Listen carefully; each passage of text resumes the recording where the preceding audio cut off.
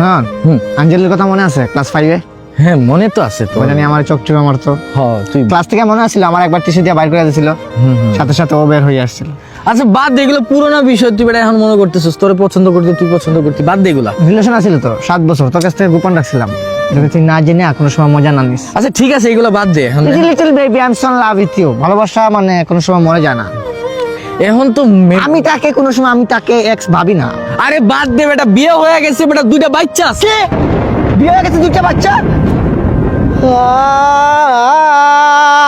সব একদম সব। আরে বাবাদি আরে রে রে মাইয়ার বিয়ে হয় নাই, বিয়ে তো হইছে তোর বেটা, তোর 2টা বাচ্চা আছে। ও